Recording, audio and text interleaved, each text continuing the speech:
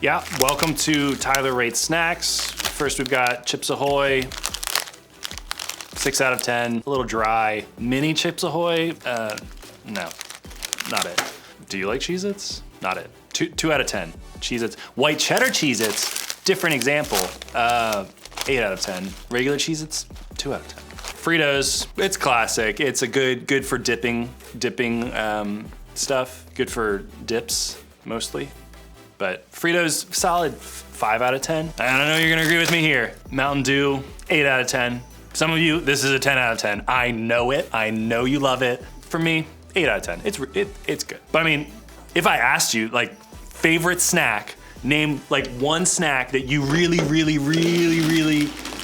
want, I'd bet I'd get a lot of different answers from you. You probably disagree with my ratings on a few of those. So for you, what would it be?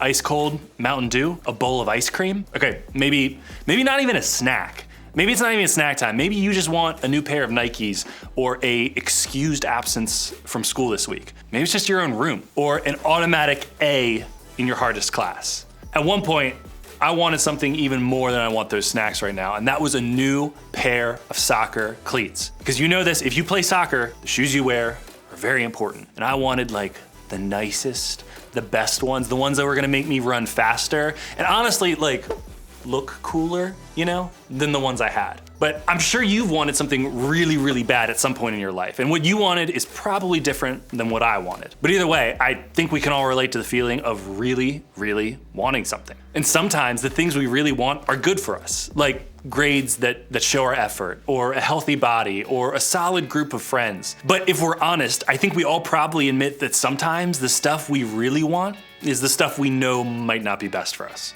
There's actually a word to describe that. A word that explains exactly what it feels like to really want something, especially something that might not be good for us. That word is temptation. Temptation simply means the desire to do something that we know is wrong or unwise. In other words, temptation means wanting to do something that may not be the best for us. Maybe you've heard that word before, and if you have, you've probably heard it used in a negative way. That's because so often when we think about temptation, we think it means doing something wrong, or doing everything wrong, or saying bad words, or stealing or cheating, something we do in secret, something we do when adults aren't around. See what I mean? Like, when we think about temptation, we think it's about our behavior. We think it's about our choices. We think it's about what we shouldn't do. But look back with me at how we just define temptation. Temptation means the desire to do something that we know is wrong or unwise. In other words, temptation means wanting to do something that may not be best for us. Actually, let me show you a video my friend sent me to show you exactly what I mean. Wait. When I get back, then you can have it, okay? But you gotta wait. Be right back.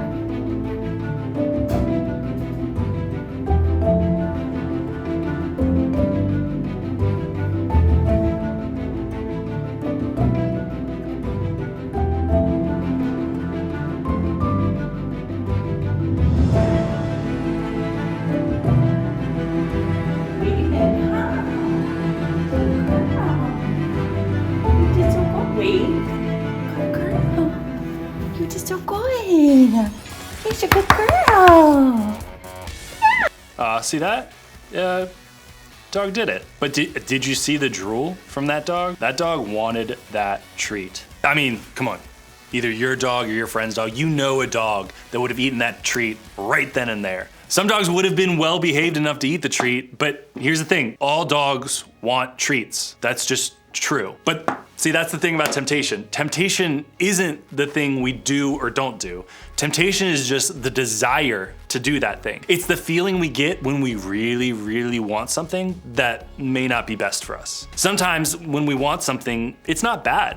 Sometimes we want to study more so we'll pass the test, practice more so we make the team, or do more chores so our parents will let us hang out with our friends more often. The desire to do those things, it can work out for our good. But I think we all know what it feels like to be tempted to do something we know we shouldn't do. Have you ever wanted to not show up on Zoom for class, or watch shows or YouTube channels that you're not supposed to watch, or tell a lie, or download an app your parents told you not to get, or sneak your phone into your room at night? Just break the rules? I mean, that kind of temptation has the potential to lead us down a path that may not be best for us. And the consequences, you know this, they can be harsh. You might get grounded, lose your phone privileges, get detention, or get kicked off the team. And that's just if you get caught. Even if you don't get caught, you might find yourself facing guilt or embarrassment or stress or pain or worse. See, giving into temptation has consequences. And after you give into a temptation that isn't good for you, you can end up with lots of questions. Maybe you've been there. And if you have, you probably found yourself wondering things like, am I a bad person because I was tempted? Am I a bad person because I gave into it? Why do I want to do things that I know I shouldn't do? Is God mad at me if I give into temptation that isn't good for me? Why doesn't God help me out here? Those are all great, honest questions. They're questions I found myself asking more than once. And that's because temptation is difficult. It has a way of confusing us. It can convince us that these not so great things might actually be what's best for us. And I don't know about you, but I don't want to keep giving into that. If temptation is something we're all gonna face, I wanna learn how to face it well. This struggle goes all the way back to the first humans ever created, Adam and Eve. In Genesis, the very first book of the Bible, we learn that God made everything and saw that it was good. Then he made Adam and Eve and he saw that they were very good. Adam and Eve had a special relationship with God. They walked and talked with him every day. There was no insecurity or guilt or comparison or just anxiety or jealousy in that world. Can you even imagine that? So what changed? What happened? Well, something came between Adam and Eve and their closeness with God. Let me explain. God had given Adam and Eve the freedom to do anything. Well, almost anything. They were not supposed to do one thing: eat the fruit from one specific tree. Like this. I don't know that this is the fruit. This is a pomegranate. Maybe it was a pomegranate. Maybe it wasn't. So you would think that with all of that freedom, Adam and Eve wouldn't have even noticed that the fruit of that one tree was off limits. But that's not exactly what happened. God's enemy, Satan, told Adam and Eve that God was keeping them from something good. He told them that the fruit was really good for them and that they shouldn't trust God or his rule. Adam and Eve chose to believe Satan. They chose not to trust God. And so they ate the fruit. Adam and Eve's choice broke their closeness with God. Their sin put distance between them and God. And what's worse, now we as people have something in our hearts that causes us to distrust God too. That's why there's a battle inside of us between what we think is best versus what God tells us is best. That's why our temptations are tempting, because we struggle to trust that God has our good in mind. And the conversation on temptation in the Bible doesn't stop there. So many writers in the Bible talked about it a lot. And I think that's because God knew it would be a pretty big deal for us. James was one of those writers in the Bible, which, fun fact, he also happened to be the brother of Jesus. But James wrote to Christians about issues that affected their everyday lives. He talked to them about how to handle tough times and how to control their words, how to treat other people, and how to understand the temptations that they might be experiencing. Let's take a look at what he said about this. When a person is tempted, they shouldn't say, God is tempting me. God can't be tempted by evil, and he doesn't tempt anyone. But each person is tempted by their own evil desires. These desires lead them on and drag them away. When these desires are allowed to remain, they lead to sin. And when sin is allowed to remain and grow, it leads to death. So right here, James was helping us understand where temptation comes from. And he said very clearly, he said that God isn't the one who tempts us.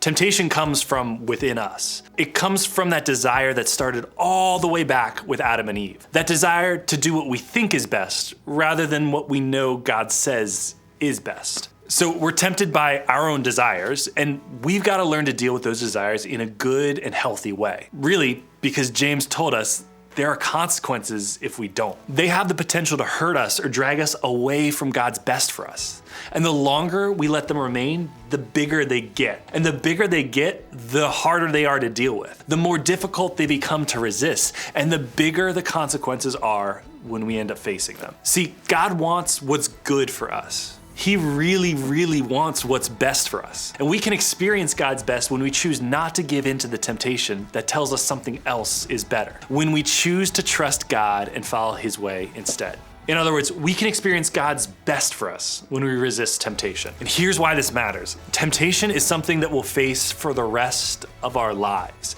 in big and in small ways. It's something we'll deal with a lot. And you have the power right now to decide to deal with your desires in good and healthy ways. You have the choice today to choose God's best for yourself and to not let those temptations grow stronger in your life. You have the choice to recognize temptation and trust that it's not God's best for you. So what does this mean, like right now? When you find yourself faced with temptation to cheat on a test or lie to your parents or watch that video on your phone, what are you supposed to do? First, practice identifying what's tempting you. Think about the last year. When have you made bad choices? Which, hint, they usually include you getting in trouble or feeling guilty. But what was the temptation attached to that choice? What was the reason that you wanted to do that thing that you knew you shouldn't do? What made you really, really want it? Popularity, being cool, being accepted, taking the easy way out? One of the first steps to resisting temptation is to identify what's making you want to do the thing that's not best for you. Then